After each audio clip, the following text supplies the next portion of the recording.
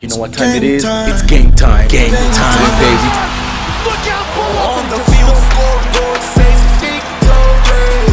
inside. What's up? Misses. Show me team sports. Try scoring, make it history. Sing it,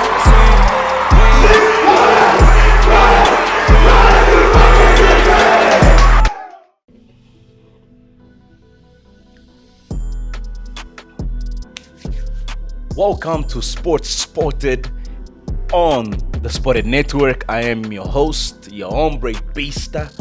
I am, of course, an athlete, an artist, and a content creator, and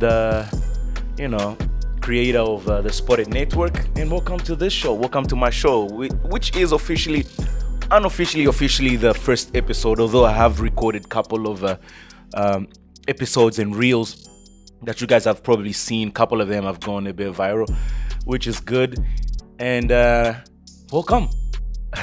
Don't forget to like, share, comment, leave your comment. Let's have a conversation. Let's have a debate about the sports codes in which we're gonna talk about. And I hope you guys are entertained, you are enjoying my company, and I get to enjoy you guys' comments, and I get to reply to a lot of your comments. As soon as you guys hit me up, I will reply, and we can have a conversation on the platform. Don't forget to, of course, share the content. Let's get that pesky algorithm around for it, so we can get more subscribers. And don't forget to subscribe. Click the bell notification and follow us. You subscribe, you get in touch with us, and you get to see everything that we post. Okay, so this is the official first episode. And unofficial because I've been releasing for the last 2 months, a month and a half, short form. So that's, if you subscribed, look at the shorts, so you get to see the timeline in where I've released a couple of content, sports news, ideally sports to which I'm most fanatic about, and that includes tennis, rugby, basketball, boxing, MMA. There's quite a few more, and we'll go on to that. A lot of the stuff are sports I'm really invested in, primarily. But and yeah, if you think I should speak about a certain code of sports, do let me know, and then we can get a conversation about that, and I can definitely have a look at that. I have recorded a couple of podcasts.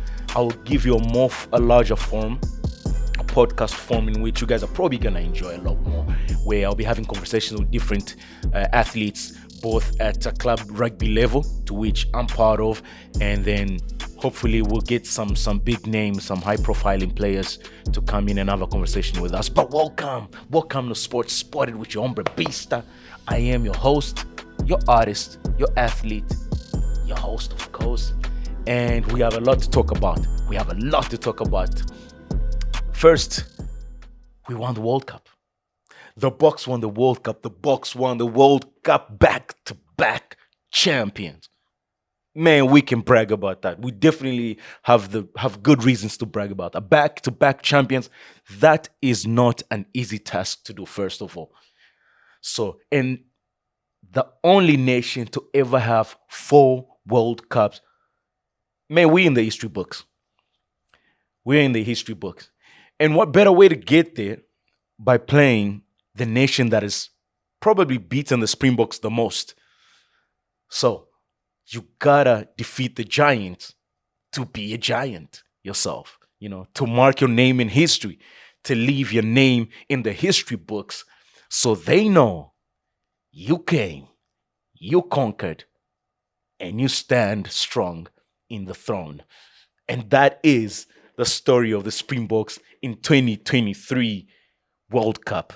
Because let's be honest, the pathway in which the Springbok got to that final was not easy. If you look at my reels and my shorts, and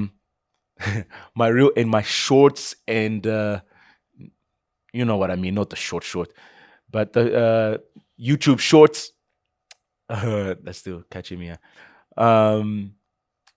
the reels and the short form content that we've created, you would have seen me on those videos. I'm just literally going crazy. I'm losing my mind.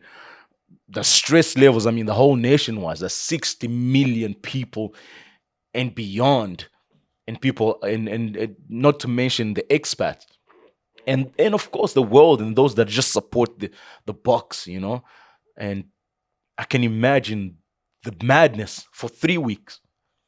Look, it was bad enough when we lost against Ireland, but we knew. I think Etzebeth went on to say that about Ireland. Look, we'll meet them in the semis if they get there, and unfortunately they didn't, because New Zealand did the job for us, and and then we get to play against New Zealand, who are, of course, the most formidable team. A lot of people did count them out, but they came on back and did this. And they look. Let's give credit where credit is due. First of all, before you go, world champions, Springboks, amazing, great job, and it's gonna be party. It is gonna be party all weekend, all week long, all weekend long, and they're gonna be touring the whole country. I'm gonna be there in the parade. And also I love, okay, before I even change this hope, the parade. Get to the parades, the Springbok Trophy parade, get there. I hope the weather behaves, because KZN weather has not been behaving throughout the World Cup, through the last 2-3 weeks. Just cold, rainy, miserable, trying to kill our vibes, but it didn't, because you know how us BOKS supporters are. We go at anything. Rain, come thunder, whatever. We're going to be out there to watch the game. Now, let me stop ranting and let's go straight to the business.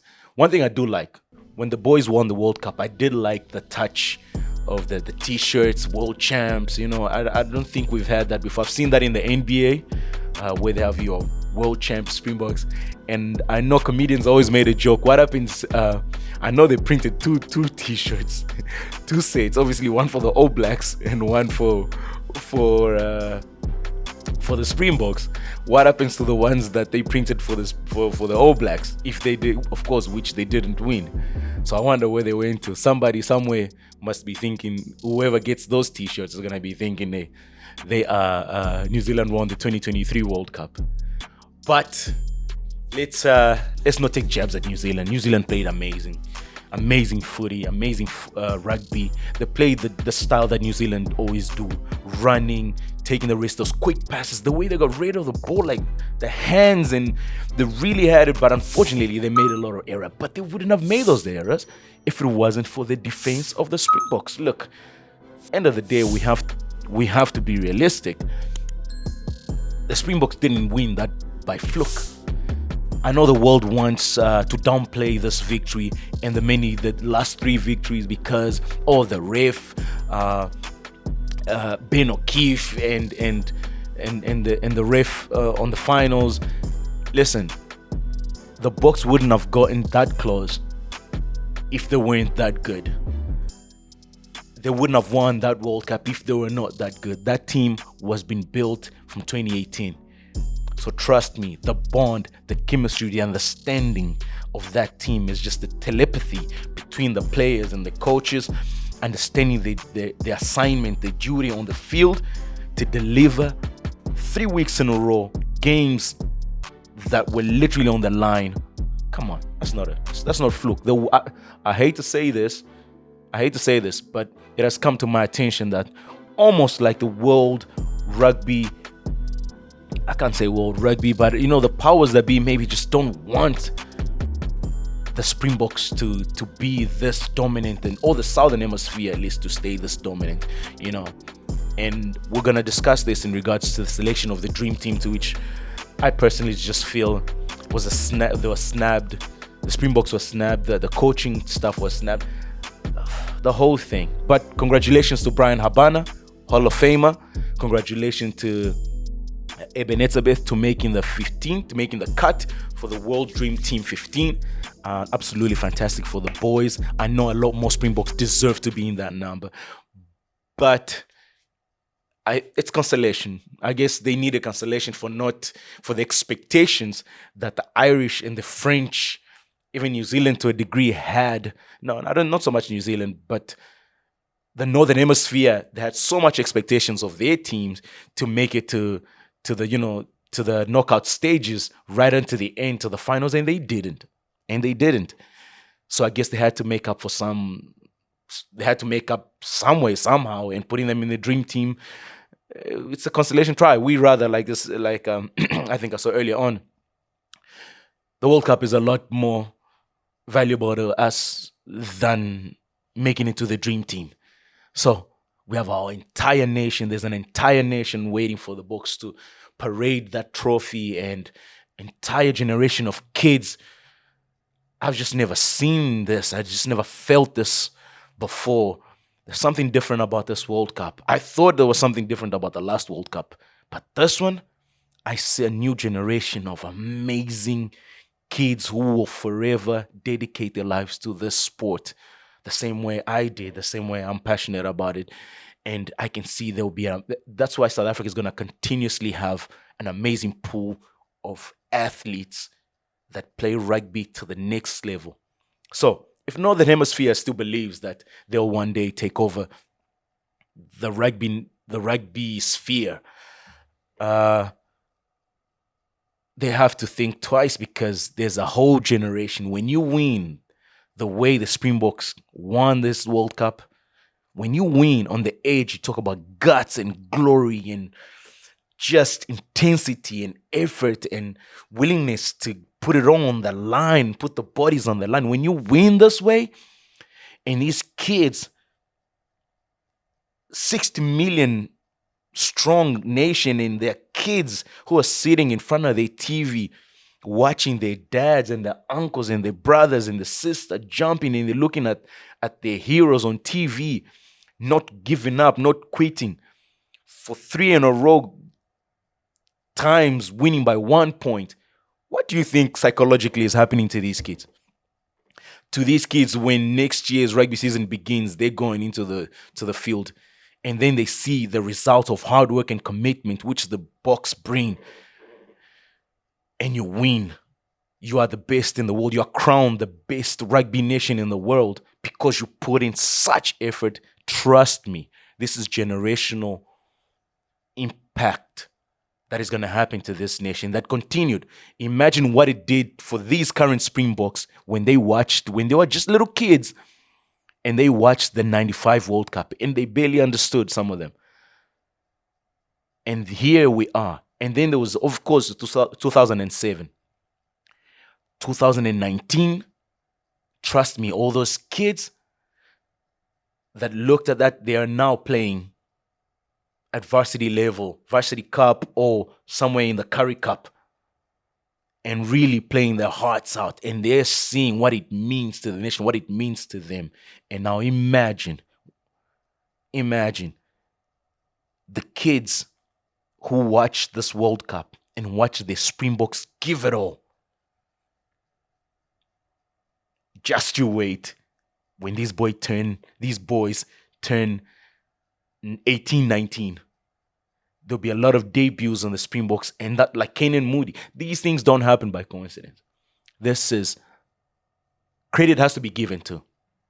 This is a structure, an establishment, an intentional program designing from the bottom up by SARU, South African Rugby Union.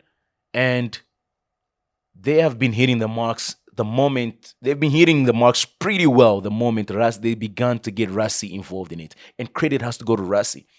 As director of rugby, he understands it. As a player, as a former player, he understands it.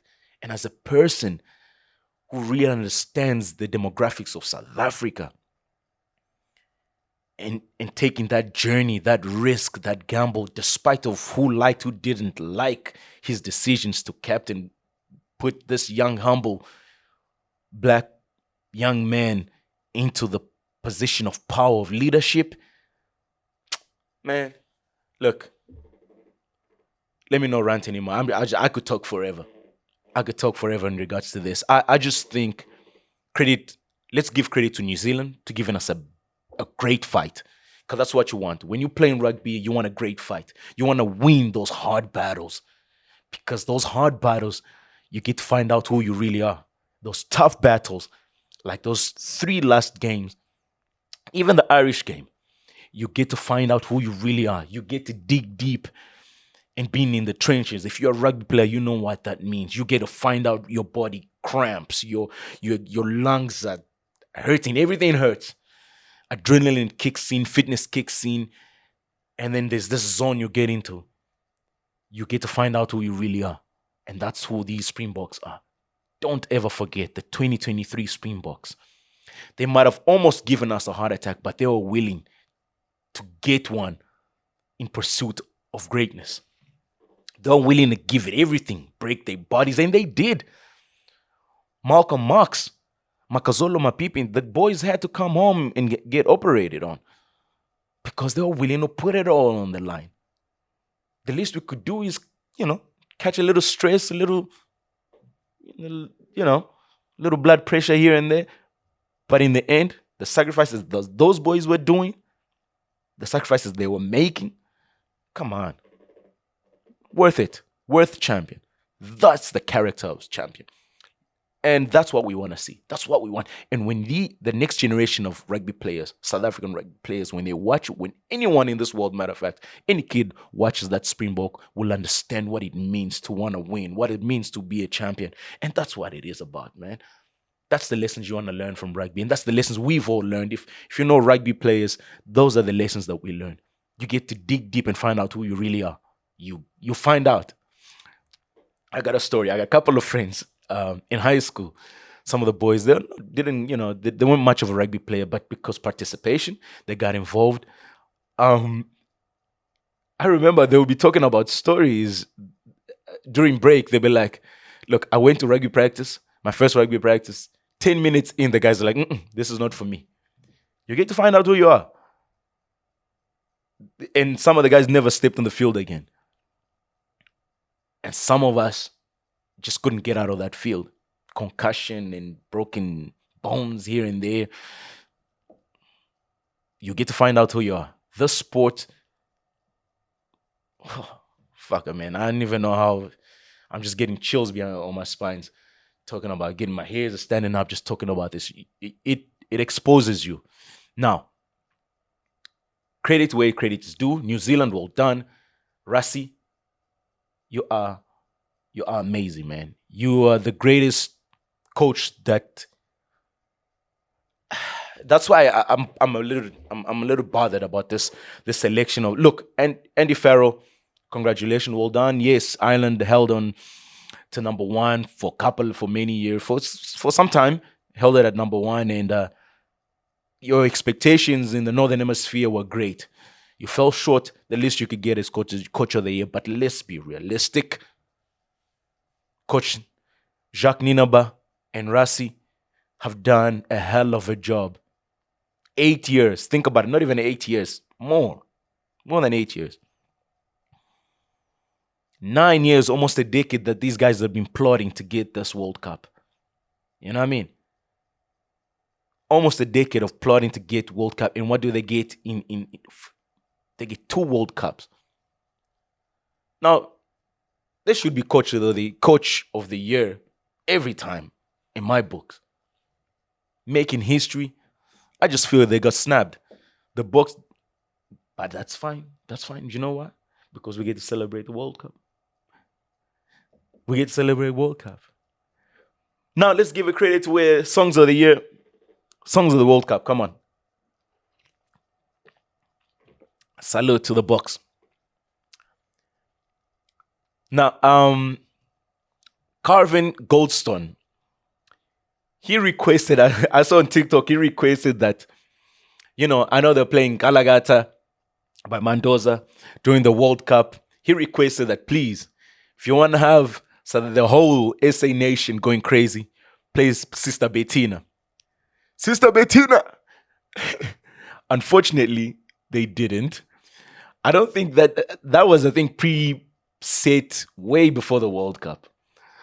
So just to answer his request, that which unfortunately was not all that music, probably being in the music industry myself, the copyrights and all of that programming and setup. They're like, look, which songs do you guys play in SA? What are the songs? They probably put a set of songs, and that was the one that made the cut. And I definitely hope the royalties go into Mendoza's family, and Mendoza's family get royalties for that, for his music being played at every time the BOKS played throughout. And congratulations to the family. Unfortunately, he has passed on, but Sister Bettina would have been a hell of a song post-game, post-matches. Every time they played Mendoza's song, it's like, ooh, if they played Sister Bettina, well, they could have played Mendoza's and Sister Bettina. But obviously, there's copyrights, legal phases that you had to be good, but that shouldn't be too hard. But yeah, I do recall that the production of that beat, remember, this is something just popped in my mind. Remember, the Sister Bettina song, the production, the beat itself was produced by, we all had this. If you're a producer, an artist, we would find that beat on Fruity Loops. And I'm not sure, I think Timbaland made that beat. And it was out there on Fruity Loops, and we all had access to it. And it was free beat.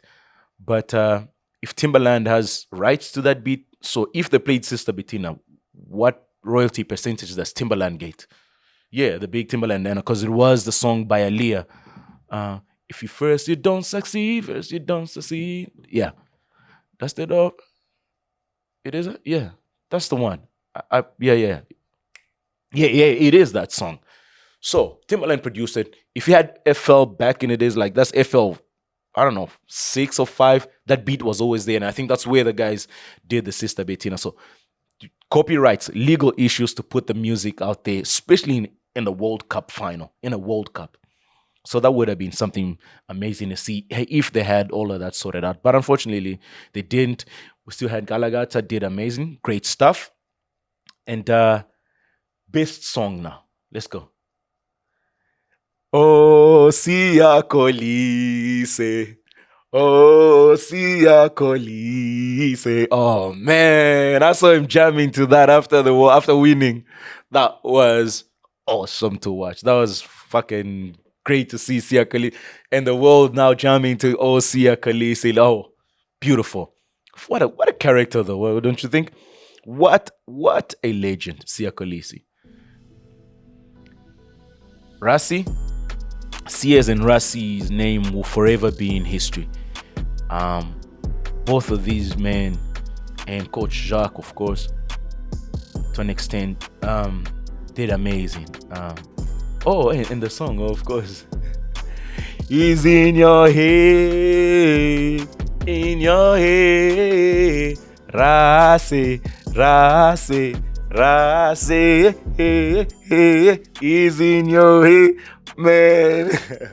This World Cup was phenomenal. I had so much fun reporting it, recording it, and talking about it, sharing it with you guys. Hey, don't forget to like, subscribe, share, leave your comment, and click the bell notification so you'll always be notified every time we got something. That is in your head. That song can't leave me now.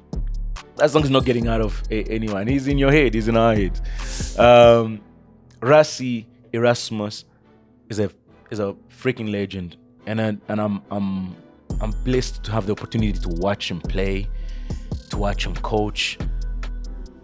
Man, and being the director of rugby, that man is a genius. He's a legend, the greatest coach that ever lived, hands down, greatest coach that ever lived. And what is greatness? What makes a coach great? It is not just the ability to teach, to transfer information to an athlete and execute. It's the psychological aspect of it, but also you gotta have a certain degree of passion and purity in your heart, man.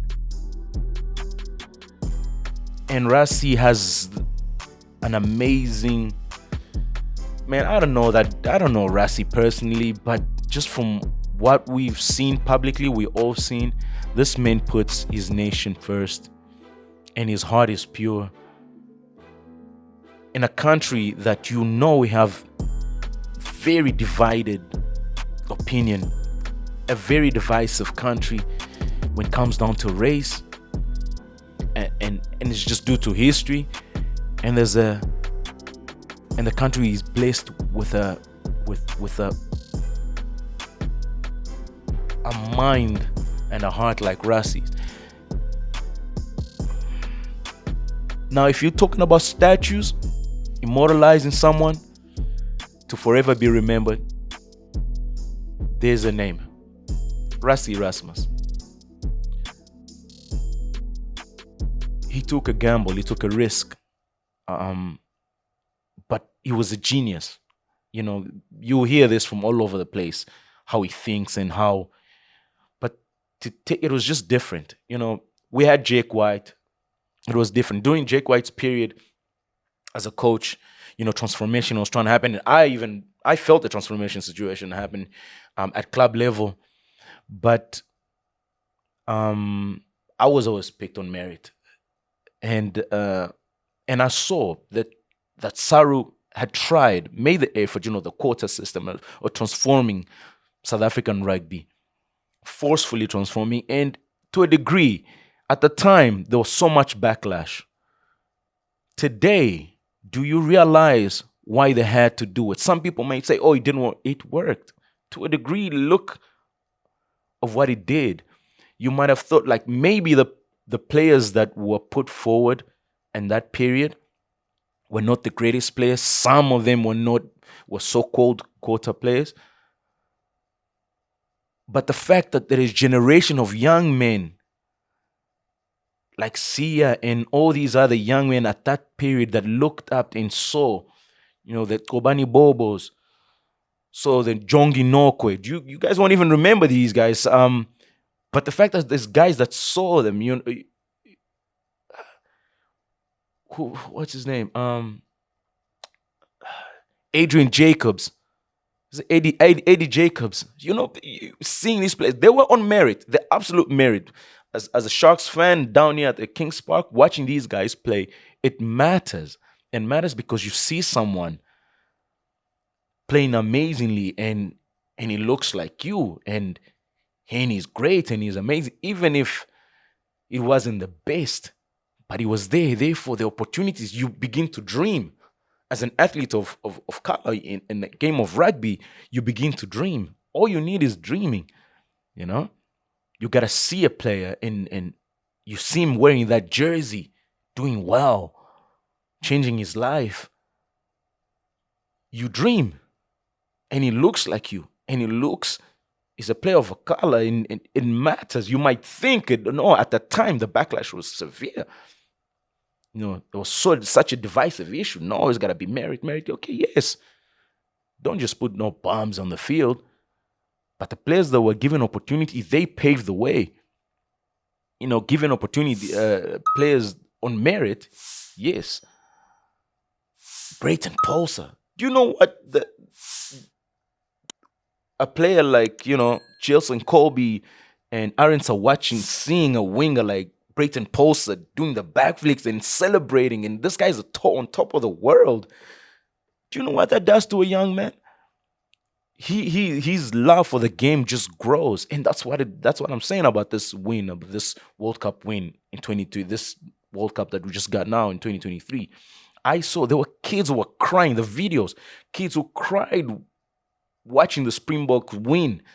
They're so passionate about it. Do you know what those boys are gonna do? Those boys are gonna hold a rugby ball like I did. We sleep with a rugby ball at times. When you're young, you literally have a rugby ball everywhere you go. That's your dream. That becomes your passion. That's become everything you're passionate about. And when you get a chance to run on that field, that's all you want to do. That's what you need. That's all a kid needs is a dream and see his hero on TV. Some people will understand this. Some people won't, because you always had heroes on TV. You always looked on TV and you had someone that you looked at and it's like, yo, this, this player is an amazing player, because they were always there. There were kids who never could see themselves in that team or in that field. And when they saw it, they got motivated. They got hungry. I got hungry watching, I got motivated. Players got motivated by seeing, as much as you think it might not, but it changes generation. And it did. And those boys, those men that won this World Cup had heroes on the field prior, especially during the period that it was controversial. But they saw heroes in there. in that field. They might not say they saw those heroes, and because of them, even if they were not their favorite player, but they were a player that looked like them, and it told them that it's possible. And that's why they gave their heart, their commitment, and their love, their passion to represent their family, their community, and they now become the next beacon of hope. Come on, this game is fucking beautiful, man. Let's be realistic about it. We had to go through the battles. We had to go through the thorns to get to the roses. And the reward is this: World Cup wins after World Cup wins. And when we keep doing that, the rugby culture, will continue to rise. Look at the amazing amount of people of color, especially the amount of black people going to the roads that have, a lot of people have no clue about rugby, literally, but they were just running and filling up. And this is in the quarterfinals, semifinals. You know, they were screaming every time we won, hitting the. When that happens, imagine a parent who has a little child who wants to play, who probably has no clue about rugby, and they see that, they have that emotion. Look how the nation backs rugby. Look how rugby players represent themselves. A beautiful thing. I think I saw a post on Facebook where just a second. I have the lemon tea. A post on Facebook where it's such a beautiful post. They're doing comparisons with the other athletes, other sports code. They're doing comparisons with other sports code, and it seems like the rugby players, socially, they have a certain degree of commitment to family. That they get married, they raise the family, they make their money through rugby. There's a degree of respect to which they uphold in the family unit. Married with kids, and they hold. I'm not saying every rugby player is perfect, but I'm just saying they set good example. And someone commented, oh, maybe perhaps it's because of the schools they went to. You know, if you're a rugby player, you probably go to the private schools and you get a bursary here and there. And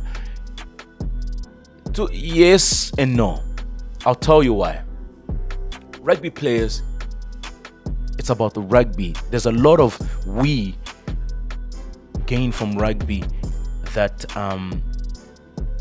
allows us to stay, to have a moral, a value, and a discipline code that we carry through life. I do that, and I've seen the difference between those that don't play the game and those that do.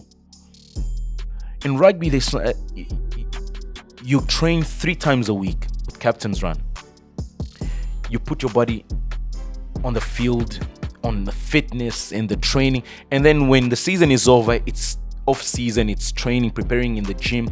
As the season gets closer, pre-season, there's a lot of discipline and commitment that comes with rugby, and rugby in itself needs a structure. Your parenting support system, a system where your parents, they support the needs, they come on and watch your game and try to get you to the games, pick you up from the games, in all of that system. And a supportive system, the family, getting your lunch ready, getting your energy aid or whatever it is. You need to get new boots. It's a commitment. It's a family unit commitment when you're raising a rugby player.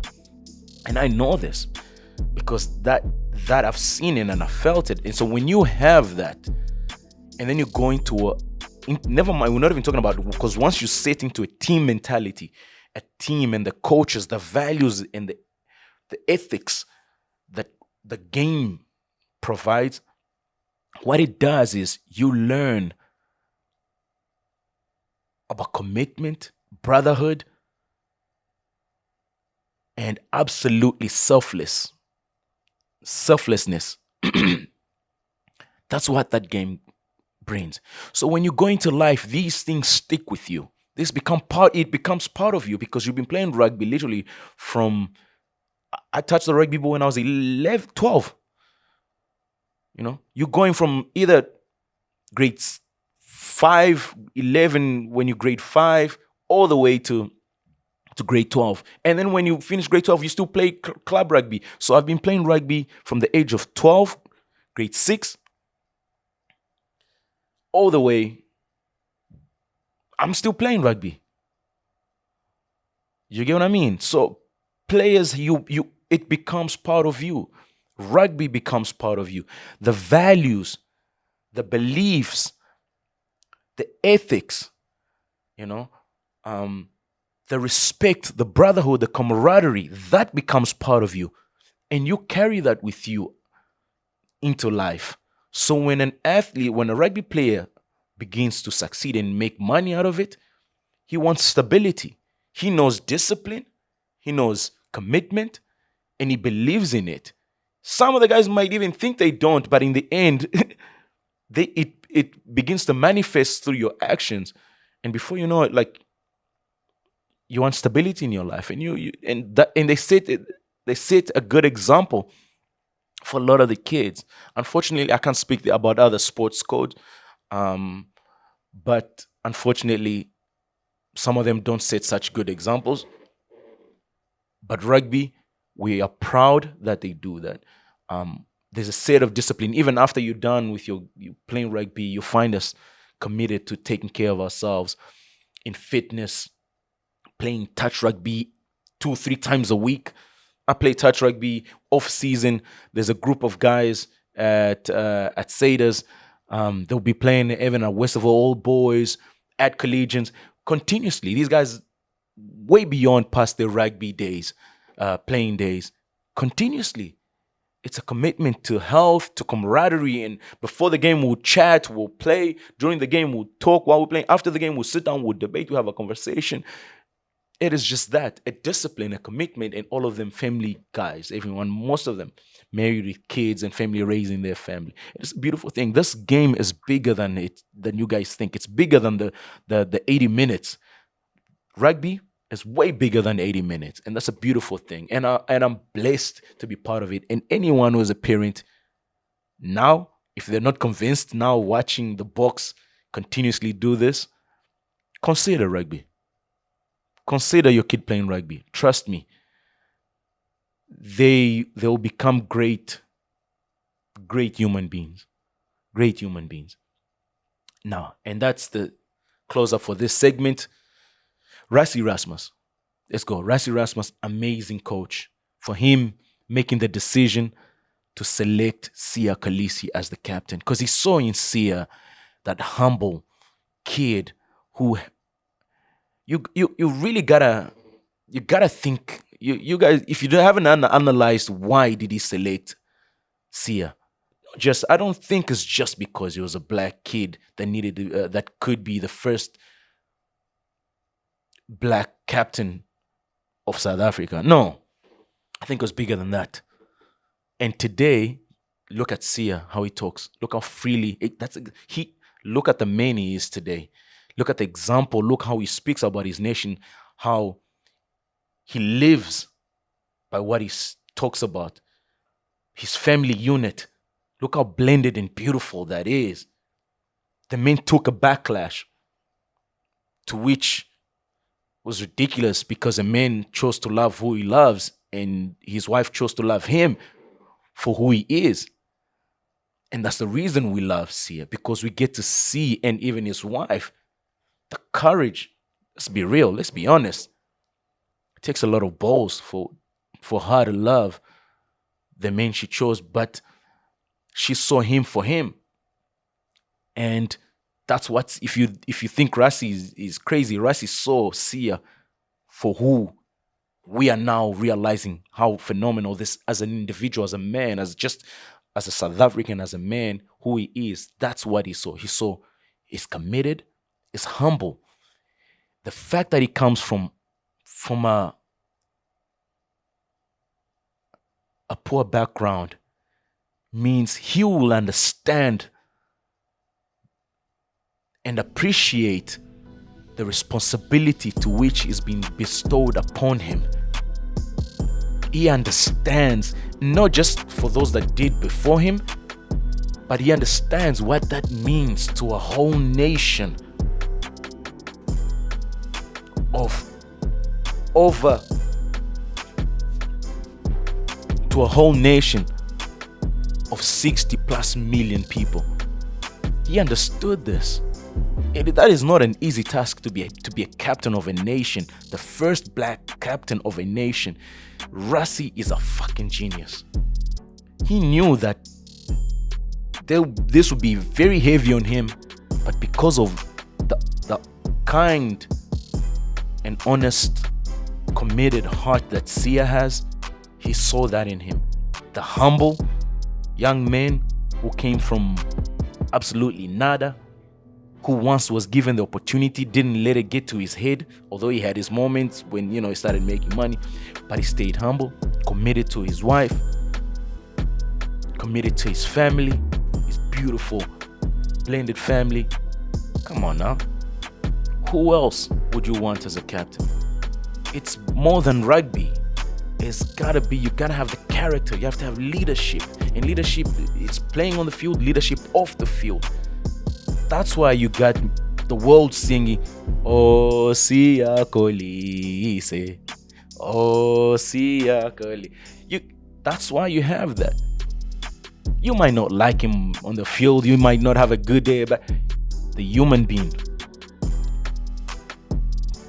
That's how icons are made. Those are two icons, forever engraved in world history of rugby. Alright, and that's my segment for now.